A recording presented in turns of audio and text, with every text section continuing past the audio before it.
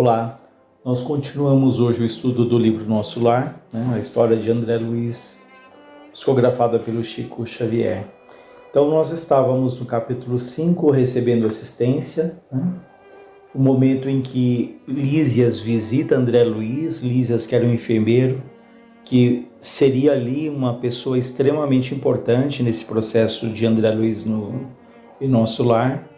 E Lísias diz ali, entre outras coisas, que da turma de 80 enfermos que ele estava dando assistência, 57 se encontravam nas mesmas condições de André Luiz, ou seja, situações difíceis. Ele deixa claro que ali não é uma estação de espíritos propriamente puros, mas espíritos ali, em grande parte deles, em recuperação, não é? E Lísias continua dizendo... Depois de ouvir essas observações, André Luiz diz: continue, meu amigo, e me esclareça. Sinto-me aliviado e tranquilo. Não será esta região um departamento celestial dos eleitos? Lísia sorriu e explicou: recordemos o antigo ensinamento que se refere a muitos chamados e poucos escolhidos na terra. E vagueando o olhar no horizonte longínquo, como a fixar experiências de si mesmo no painel das recordações mais intensas, Lísias acrescentou: as religiões do planeta convocam as criaturas ao banquete celestial. Em sã consciência, ninguém que se acha que tenha aproximado um dia da noção de Deus pode alegar ignorância nesse particular.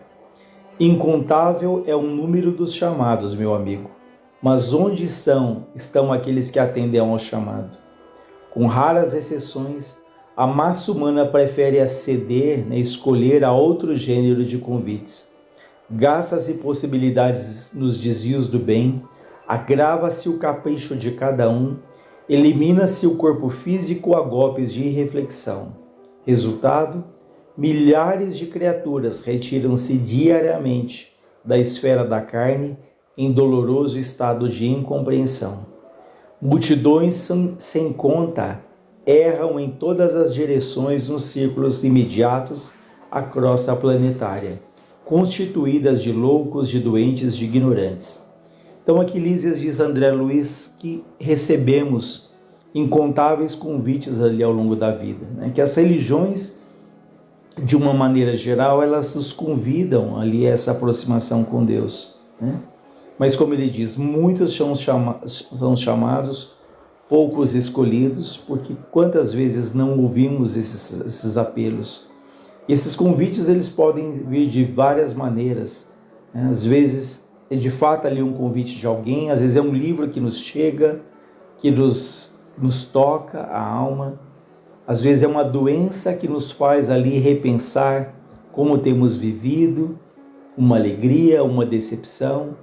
Enfim, a perda a morte de alguém ali muito próximo, Falamos perda anteriormente, mas graças a Deus o Espiritismo nos ensina que essa perda definitiva, essa separação definitiva, ela não existe quando os espíritos se amam, Mas enfim, o fato é que temos esses convites ao longo da nossa vida, Até momentos que na hora a gente percebe e fala, poxa, eu preciso mudar, eu quero mudar ali o meu estilo de vida, eu quero mudar um pouco o teor dos meus pensamentos, das minhas atitudes, dos meus hábitos, eu quero mudar algumas escolhas na vida, mas isso às vezes passa rápido, Passa bem rápido e voltamos ali aos antigos hábitos. Então é muito importante prestarmos atenção e nos perguntarmos, qual é o meu propósito aqui nessa existência? O que a vida espera de mim, o que Deus espera de mim, e o que eu tenho a oferecer. Mas eu sou pequeno, tão pouco eu sei, mas o que se espera de nós é a boa vontade, não é a perfeição. Tanto que a definição do Evangelho em relação ao espírita, Kardec diz: reconhece-se um verdadeiro espírita pelo esforço que ele faz para dominar as suas más tendências. Então vejam, reconhece-se o espírita pelo esforço que ele faz né, para dominar as suas más tendências, partindo já do pressuposto que temos tendências difíceis. Né? Isso é natural no nosso processo de evolução, mas estamos aqui para irmos gradativamente nos melhorando. Né? Então, que não haja o desânimo, que não haja essa frustração permanente, mas pensemos o que eu posso fazer a cada dia. E aí lembramos uma frase interessante que diz: é melhor fazermos um pouco a cada dia do que querermos fazer tudo em um dia só. Então, é melhor fazermos um pouco a cada dia do que querermos fazer tudo num dia só. Então, é o esforço paciente, persistente, gradativo, né? Construindo ali tijolo a tijolo, passo a passo. Né? Mas, dentro desse mesmo exemplo, um prédio se faz ali quando colocamos os primeiros tijolos, aplanamos ali a estrutura, né? Enfim, dia a dia, passo a passo. Notando minha admiração, interrogou. O Lísias pergunta para André Luiz: acreditaria porventura que a morte do corpo nos conduziria a planos de milagres? Somos compelidos a trabalho áspero, a serviços pesados, e não basta isso. Se temos débitos no planeta, por mais alto que ascendamos, né, por mais alto que nós atingimos, que podemos ali crescer, é imprescindível voltar para retificar, lavando o rosto no suor do mundo, desatando algemas de ódio e substituindo-as por laços sagrados de amor. Não seria justo impor ao trem a tarefa de mudar o campo, ou seja, de tirar ali a sujeira, as ervas daninhas do campo, né? Campo que semeamos de espinhos com as próprias mãos. Então ele aqui nos diz que a morte não nos modifica, né? O simples ato ali do desencarne, de passarmos por outro lado, não nos torna as criaturas nem melhores nem piores, mas o outro lado nos revela exatamente como nós somos, o que se passa de fato dentro de cada um de nós, nos nossos pensamentos, no nosso íntimo, quais são as nossas reais intenções, né? Então nós não poderíamos ali achar que a morte faria ali milagres, né? Então ele diz que para eles e para todos nós que temos débitos aqui no planeta, a gente precisa voltar aqui, precisa, né, retificar, reorganizar, nos reconciliarmos com aqueles ali que deixamos nos caminhos, os caminhos do ódio, da mágoa, do rancor. E ele diz que essa é uma tarefa que a gente jamais pode impor a qualquer outra pessoa, se é um trabalho que nos cabe, é um trabalho individual. Por mais que nós estejamos num grupo familiar, num grupo de amigos, dentro de uma casa espírita ou de qualquer núcleo religioso, em que podemos nos apoiar, nos estimular, mas no fundo, a luta de cada um de nós, ela é individual. Aquele exemplo que um pai, por mais que ele ame um filho, ele pode comprar o material escolar, ele pode levar esse filho na escola, ele pode buscar, ele pode dar todo o suporte necessário, mas esse pai jamais vai poder assistir a aula pelo filho, nem fazer a prova pelo filho. Da mesma maneira, Deus nos concede ali uma série de ferramentas de apoio, de amparo, né? Mas a nossa luta ela é individual, a nossa conquista ela precisa ser ali fruto da nossa dedicação, da nossa persistência, da nossa fé. E aí sempre lembrando, a fé na vida, a fé em Deus, a fé em nós mesmos, né?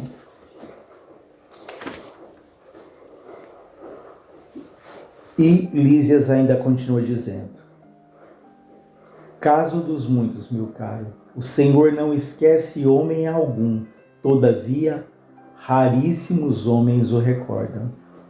Acabrunhado com a lembrança dos próprios erros, diante de tão grandes noções de responsabilidade individual, objetei: como fui perverso, André Luiz diz. Contudo, antes que me alongasse em outras reclamações, o visitador, o Lísias, colocou a destra carinhosa em meus lábios, murmurando: cale-se. Meditemos no trabalho a fazer. No arrependimento verdadeiro é preciso saber calar para construir de novo. Então vejam que o André Luiz tem esse ímpeto de se sentir ali, e ele diz, como fui perverso, né? Um sentimento de culpa, de autopiedade, e o Ulisses diz a ele para que ele se calasse, ou seja, canalizasse então a sua energia para quê? Para reconstruir, né? Para recomeçar. É o que já falamos algumas vezes, até nesse estudo, que o arrependimento ele é muito importante, ele é fundamental. Nós tomemos muito cuidado com o remorso. Quando esse remorso ele é destrutivo, que ele paralisa, que ele nos prende ali ao passado. Então o arrependimento é importante, mas ele tem que ser um impulso, uma alavanca para a gente olhar para frente, olhar para o alto e pensar o que eu posso fazer a partir de agora. Que o passado seja só experiências, né? Que a gente deixe o passado ali no passado. O Lísias ainda diz, em seguida aplicou-me passes magnéticos, atenciosamente, fazendo curativos da zona intestinal. Lísias esclareceu. Não observa o tratamento especializado na zona cancerosa? Pois note bem, toda medicina honesta é serviço de amor, é atividade de socorro justo, mas o trabalho de cura é peculiar a cada espírito. Vale a pena repetir. Toda medicina honesta é serviço de amor, é atividade de socorro justo, mas o trabalho de cura é peculiar a cada espírito. O que ele quer dizer aqui? Que a assistência ela pode ser ali e ela é oferecida a todos nós, não é? De acordo com a nossa necessidade, de acordo com o nosso merecimento. Não é? Mas a cura, por mais que tenhamos até a mesma assistência, a cura depende de cada um, no sentido de que, para que eu seja curado, até para curar o meu corpo, eu preciso curar antes o quê? O meu espírito, não é? Até porque temos aprendido aqui que as razões das grandes doenças que afetam ali as nossas células físicas, a origem desse desgaste, dessas doenças, está em algum comportamento nosso. Ou seja, a matriz, a raiz, ela tem a origem ali no nosso espírito, que isso acaba ali danificando também as células do corpo físico, né? Então, um trabalho de cura é peculiar a cada um, ou seja, depende ali das condições de cada um, como foi dito, as condições de necessidade e as condições de merecimento. Meu irmão será tratado, Lísias continua dizendo para ele, meu irmão será tratado carinhosamente, vai se sentir forte como nos tempos mais belos da juventude terrena, trabalhará muito, e creio, será um dos melhores colaboradores em nosso lar. Entretanto, a causa dos seus males persistirá em si mesmo, até que se desfaça dos germes de perversão, da saúde divina, que se agregou ao seu corpo sutil, pelo descuido moral, pelo desejo de gozar mais do que os outros. Então vejam, Lísias dizendo que ele será um trabalhador extremamente dedicado, mas ele vai ter que se despojar ali ao longo do tempo, né, dos germes ali, como ele diz, da perversão, da saúde, dos germes da doença que ele foi acumulando ali no corpo ao longo da vida. Como já vimos, de que maneira? Pelos pensamentos, pela maneira como ele tratava as pessoas, muitas vezes áspero, arredio, né, pela má alimentação, pelo desvio da sexualidade, que o levou até, inclusive, uma sífilis, enfim. Ele vai se desfazer ali, pouco a pouco, gradativamente, daquilo que ele acabou acumulando para o corpo dele. A carne terrestre da qual abusamos é também o campo bendito, em que conseguimos realizar frutuosos trabalhos de cura radical quando permanecemos atentos ao dever justo. Meditei os conceitos, ponderei a bondade divina, diz André Luiz, e na exaltação da sensibilidade chorei copiosamente. Lísias, contudo, terminou o tratamento do dia com serenidade e me disse, Quando as lágrimas não se originam da revolta, sempre constituem remédio depurador, né? Então, quando as lágrimas elas não são de revolta, elas são ali um remédio renovador. Lísias diz André Luiz: chore, meu amigo, desabafe o coração e abençoemos aquelas beneméritas organizações microscópicas que são as células de carne na terra, tão humildes e tão preciosas, tão detestadas e tão sublimes pelo espírito de serviço. Sem elas, que nos oferecem templo à retificação, quantos milênios gastaríamos na ignorância? Assim falando, afagou-me carinhosamente a fronte, abatida, e despediu-se com um ósculo de amor, né? Com um beijo de amor. Então, o Lísias, finalizando, diz a ele, né, que essas lágrimas que ele está vertendo aqui, se elas não são de revolta, elas são muito saudáveis, né? Isso é verdade, né? Às vezes a gente tem até uma educação sobre todos os homens, que homem não chora, que não se deve chorar, mas quantas vezes ali um choro ele desanuvia no nosso coração, a nossa mente, né?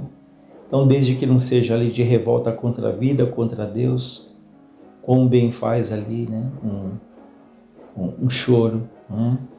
Então, a gente até vê espíritos que chegam numa sessão profundamente endurecidos, profundamente raivosos, e que o dia que esses espíritos conseguem ali chorar, isso para eles acaba sendo até um divisor de águas, né? Um momento em que eles abrem uma brecha para a sensibilidade, em que se sentem extremamente cansados de tanta vingança, de tanta dor. Então o choro, em algumas situações, tem um papel bastante importante.